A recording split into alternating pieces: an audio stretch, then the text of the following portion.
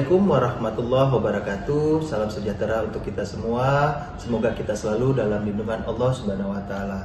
Perkenalkan, nama saya Mahruri Saputra, Escape Nurse MCAT. Saya merupakan dosen tetap di Prodi Pendidikan Profesi Nurse, Fakultas Sains Teknologi dan Ilmu Kesehatan, Universitas Bina Bangsa Getsempenak. Saat ini saya sedang dalam proses mengikuti sertifikasi dosen gelombang 1 yang diselenggarakan oleh Kemendikti-Saintek tahun 2025. Saya akan melakukan penyusunan dokumen pernyataan diri dosen dalam unjuk kerja Tridharma Perguruan Tinggi atau PDD UKT PT. Pada kesempatan kali ini, saya akan memaparkan mata kuliah yang akan saya ampuh pada semester ini, yaitu mata kuliah keperawatan kritis. Mata kuliah ini akan diajarkan kepada mahasiswa semester 6 tahun ajaran 2024-2025 dengan beban SKS sebanyak 3 SKS dengan 2 teori dan 1 praktikum. Capaian pembelajaran lulusan program studi yang dibebankan kepada mahasiswa untuk mata kuliah keperawatan kritis yaitu bertakwa kepada Tuhan Yang Maha Esa, menjunjung tinggi nilai kemanusiaan, profesional, etika, hukum, moral, dan budaya dalam keperawatan, mampu menjalankan pekerjaan profesinya berdasarkan pemikiran logis, kritis, sistematis, dan kreatif, inovatif, serta bekerja sama dan memiliki kepekaan sosial, serta bertanggung jawab secara ilmiah kepada masyarakat, profesi, dan klien. Kemudian, mampu melakukan evaluasi asuhan keperawatan sebagai upaya peningkatan kualitas asuhan keperawatan dalam tatanan klinik maupun komunitas. Kemudian, mampu melaksanakan edukasi dengan keterampilan komunikasi dalam asuhan keperawatan dan informasi ilmiah. Sedangkan, materi yang diajarkan untuk mencapai capaian pembelajaran lulusan ini yaitu konsep keperawatan kritis, peran dan fungsi perawat kritis, proses keperawatan pada area keperawatan kritis, efek kondisi kritis terhadap pasien dan keluarga, isu end of life di keperawatan kritis, psikososial aspek dari keperawatan kritis, patofisiologi, farmakologi, dan terapi diet pada kasus kritis dengan gangguan berbagai sistem, pencegahan primer, sekunder, dan tersier pada masalah kritis, hasil-hasil penelitian terkait pada masalah pada kasus kritis di berbagai sistem, tren dan isu terkait masalah pada kasus kritis berbagai sistem, evidence-based practice dalam penata laksanaan masalah pada kasus kritis berbagai sistem, manajemen pada kasus kritis pada berbagai sistem, penata laksanaan pada kasus kritis seperti resusitasi jantung paru, fungsi advokasi pada kasus kritis terkait berbagai sistem, prinsip-prinsip penata laksanaan ventilasi mekanik, indikasi dan efek samping penggunaan ventilator mekanik, dan perawatan pasien dengan menggunakan ventilator mekanik. Bentuk pembelajaran untuk mata kuliah keperawatan kritis ini yaitu dengan metode ceramah, tanya jawab, bedah kasus, serta praktik di laboratorium. Adapun penilaian yang diberikan untuk mata kuliah keperawatan kritis ini, yang pertama yaitu sikap dengan bobot 20%, kemudian pengetahuan dengan bobot 30%, selanjutnya keterampilan umum dengan bobot 30%, dan keterampilan khusus dengan bobot 20%. Baik, untuk tahap berikutnya, mari kita simak video pembelajaran mata kuliah keperawatan kritis berikut ini.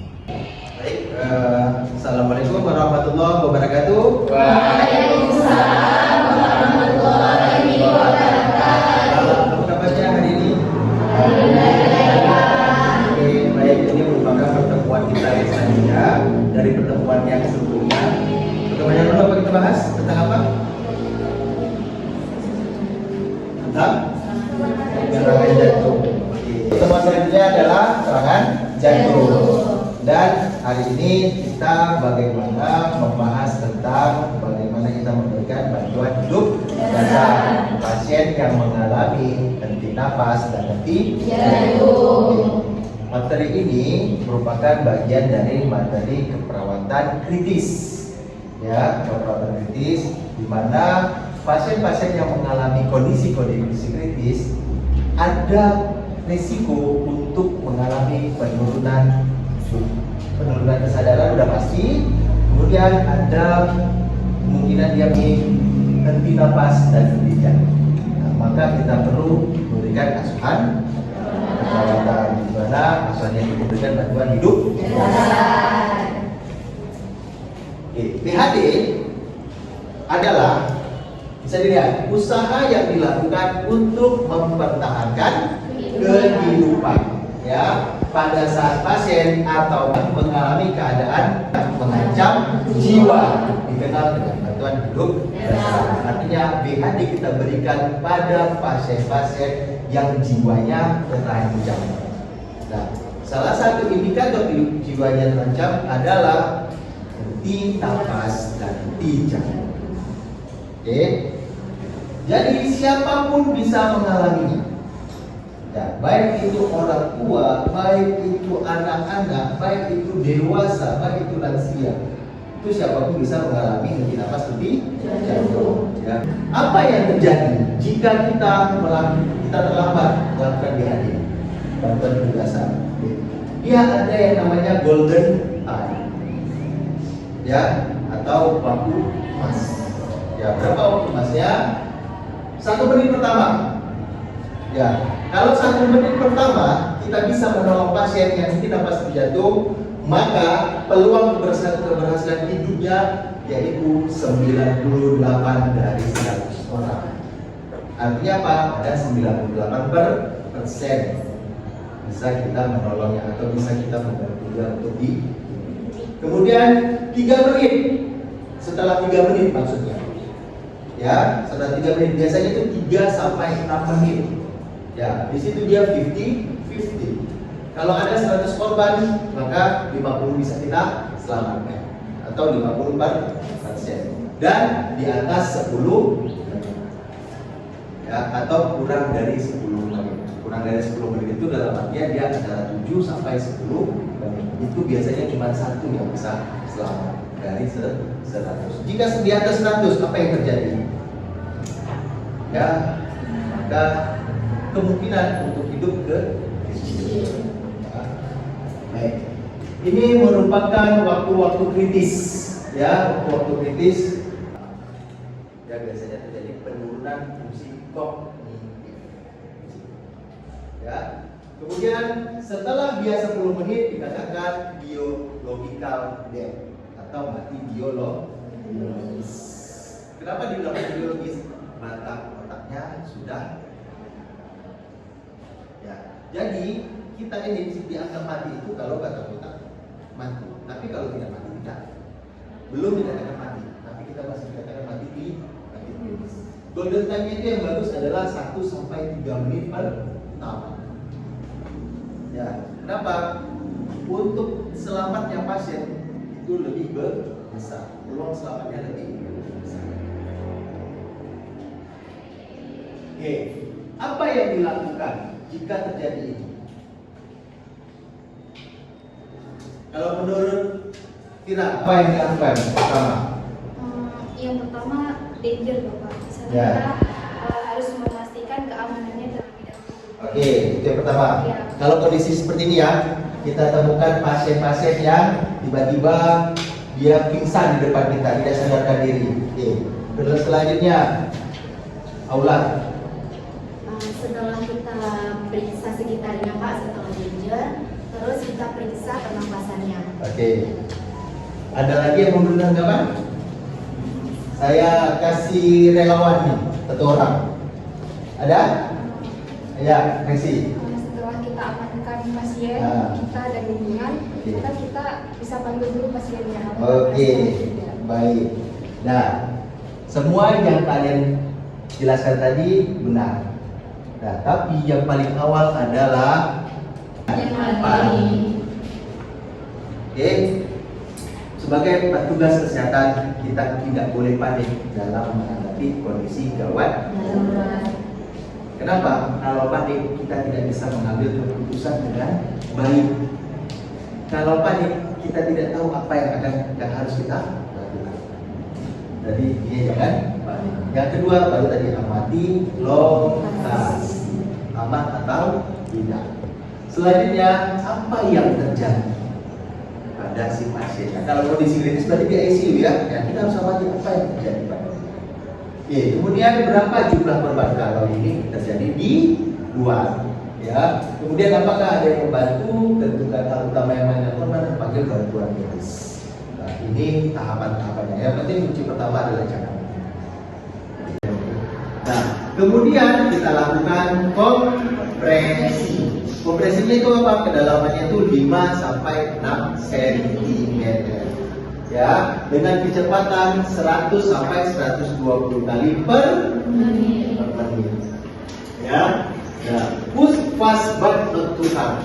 Kita tekannya cepat tapi tidak kuat. Ya. Kita hanya perlu sampai 5 sampai 6 cm kedalaman. Ya. Kemudian kompresi dengan tangan yang lurus. Oke. Selanjutnya ini merupakan rekomendasi yang diberikan oleh KH. Ya.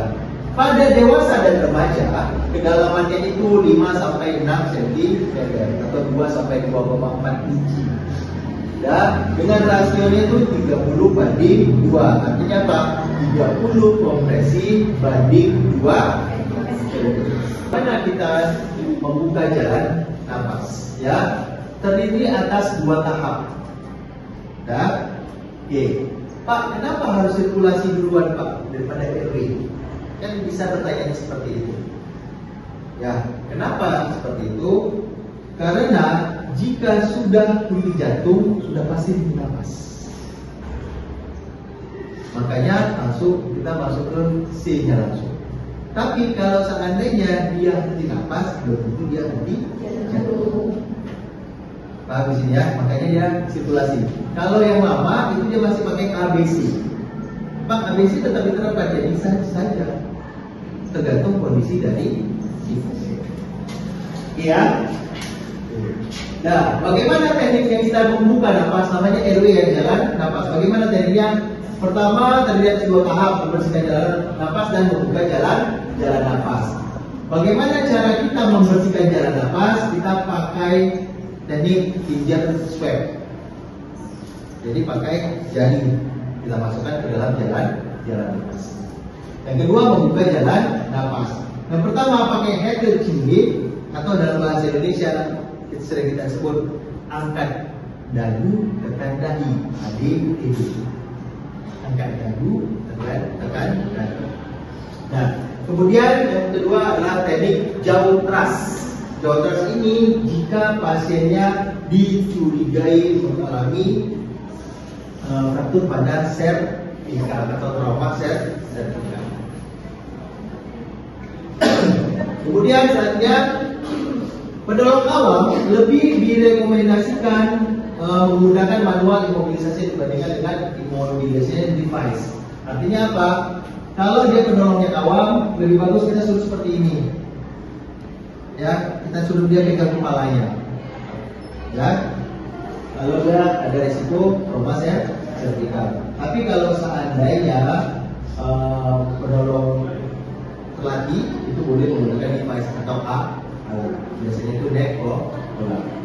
Risiko cedera servikal meningkat jika terdapat cedera pada kepala dan muka atau BCS di bawah 8. Nah ini ya, kemarin saya bahas juga tentang BCS. Oke, kemudian pernapasan.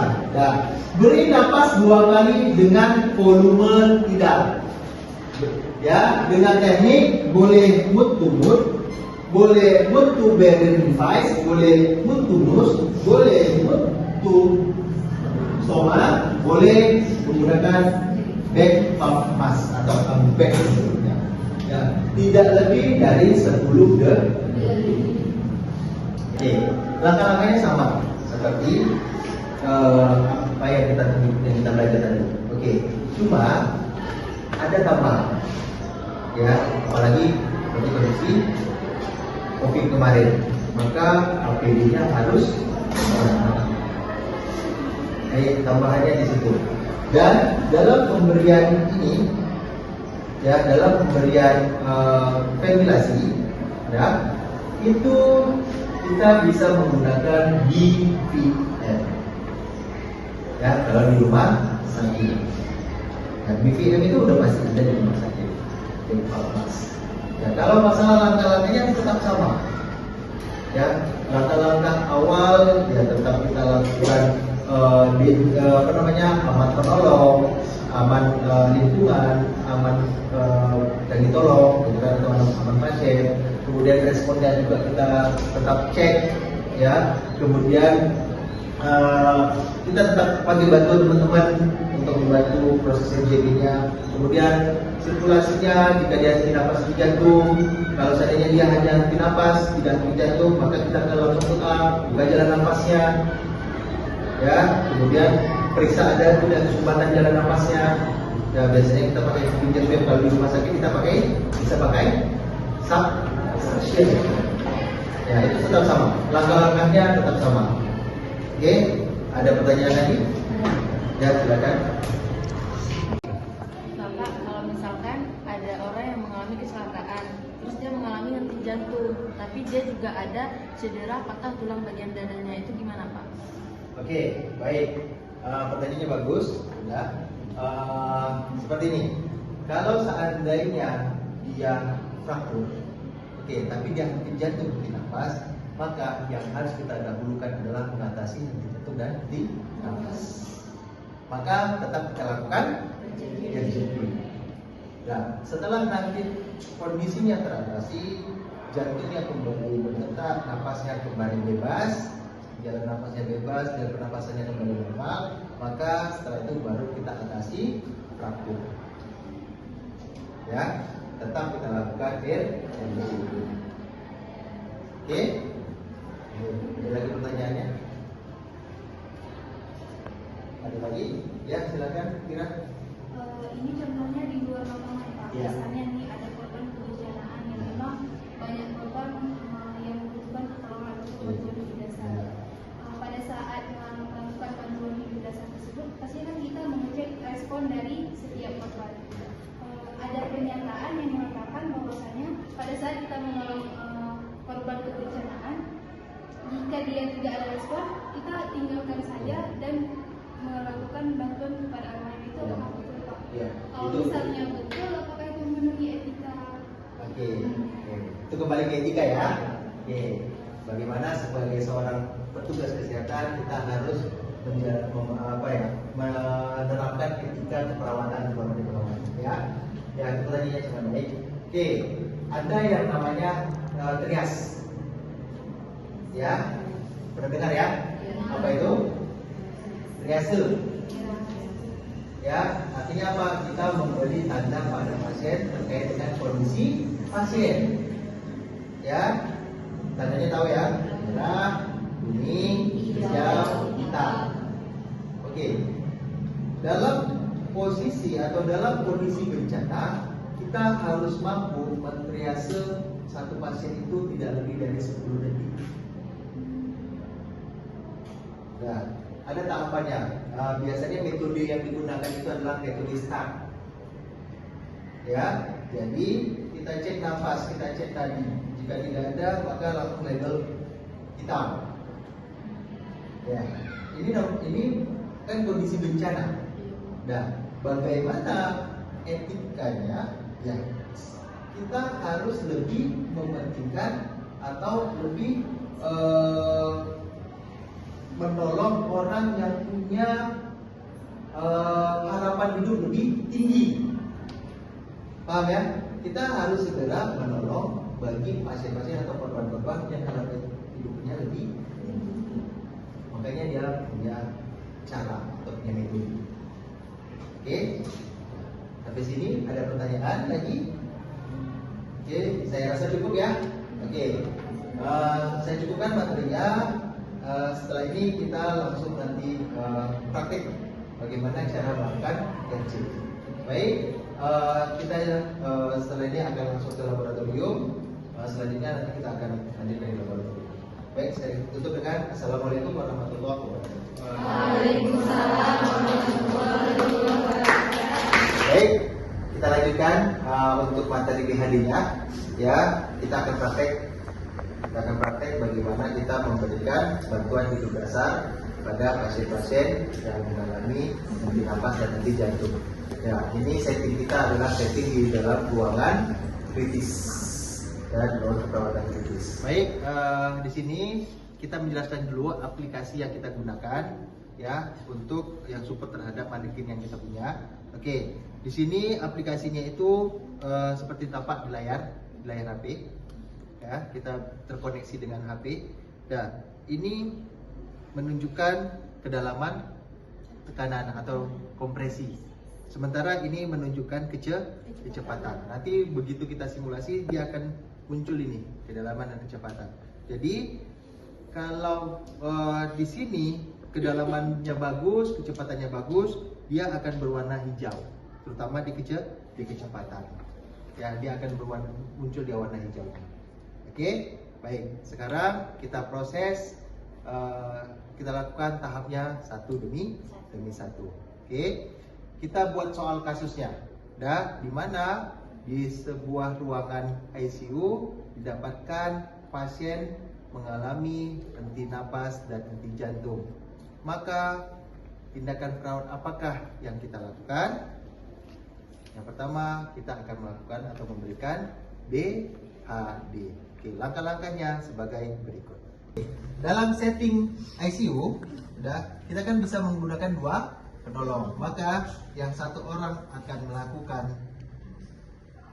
ventilasi dan satu orang melakukan kompresi. Ini akan saya demokan dulu. Setelah ini baru mahasiswa semuanya untuk mempraktekkannya satu. Kita berdiri di samping tempat tidur pasien. Kemudian badan kita itu sejajar dengan dada. Tangan dominan yang di atas. Kemudian punggung tangan kita letakkan di seperdua dada. Oke, kita lihat aja di mana, di seperdua sternum atau tulang dada. Ya, kita lihat aja, kita prediksi aja kira-kira di mana tulang dadanya, seperti di tengah-tengahnya. Dan kurang lebih di sini. Nah, kita letakkan punggung tangan kita yang non dominan di situ. Oke. Pada saat menekan, pastikan badan kita atau kita menggunakan punggung dan badan untuk menekan, memberikan kompresinya. Jangan menggunakan tangan ini. Ya, itu tidak ada kekuatannya. Ya, jadi tangan kita harus lurus pada saat kita melakukan kompresi seperti ini.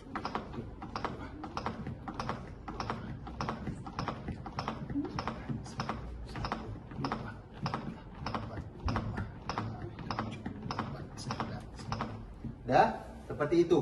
Jadi kita menekannya itu dengan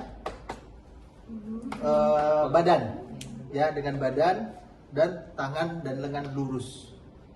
Oke. Kemudian untuk BVM-nya sendiri kita pasangnya seperti ini. Ya, ventilasi sebelah sana ya. Dengan kita pegangnya dengan seperti tangan membentuk huruf C seperti ini. Ya, pastikan lubang hidung dan lubang mulut dia masuk ke dalam maskernya. Oke? Ingat, tadi pasiennya berapa beratnya? 85. Berarti berapa volume tidaknya? 510. Jadi kita tekan itu sepertiga. Ini kita ulangi prosesnya, ya. Baik. Proses yang pertama, pasien tidak sadarkan diri. Udah. Kemudian setelah itu pasiennya mengalami henti napas, henti jantung, dan kita sudah berikan respon, dia tidak ada respon. Sudah kita cek nadinya dan ternyata nadinya tidak teraba, napasnya tidak terasa.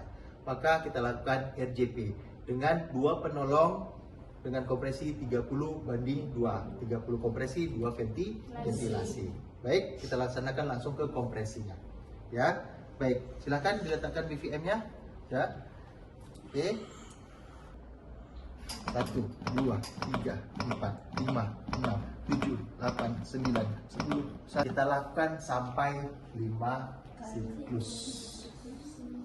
Ya, 30:2, 30:2, 30:2 selama 2 menit. Ya, 30:2 itu selama 2 menit. Ya, makanya kompresinya itu dia antara 100 sampai 150 kompresi dalam 2 menit. Oke, kemudian setelah 5 siklus, apa yang kita lakukan? Kita periksa. Kita periksa lagi, apanya? Nadinya dan nafasnya. Kalau tidak teraba, nadinya, nafasnya tidak terasa, kita ulangi lagi prosesnya. 5 siklus lagi. Udah? Boleh bergantian. Gantian, dia yang kompresi, kita yang tekan. Udah, kita yang menggunakan BVM. Udah, setelah itu kita periksa. Kalau nadinya terasa, tapi nafasnya tidak teraba, apa yang kita lakukan? Ventilasi aja, Mbak. Ventilasi. Berapa banyak? 10 kali. 10 kali dalam 1 menit atau 1 kali setiap 6 detik. Ya, 1 kali setiap 6 detik. Bagaimana caranya? Seperti ini. Nah, ini tetap sama ya BVM-nya ya. Nah. Oke. Ini hitungannya 1. Gini. Ini kan udah kita tekan sekali. Dah, 1, 2, 3, 4, 5, 6. 1, 2, 3, 4, 5, 6. 1, 2, 3, 4, 5, 6. Oke? Seperti itu. Udah, nanti kita evaluasi lagi. Nah, kalau seandainya terasa nadinya, teraba nadinya, terasa nafasnya, apa yang kita lakukan? Recovery posisi atau posisi pemulihan. Kalau seandainya di pasien kritis ya kita tetap pakai oksigen. Oke? Udah. Tadi sebelum kita lakukan BVM, udah kan tadi nadinya sudah teraba, nafasnya belum terasa ya sebelum kita BVM. Nah, maka kita lakukan RW-nya dulu. Apa? Kita lihat ada nggak sumbatan jalan nafas. Metodenya boleh pakai ADTD. Kalau seandainya pasiennya terpasang ventilator nanti boleh kita dulu pakai suction. Ya, kalau seandainya dia pasang ventilator kita nggak perlu pakai ini.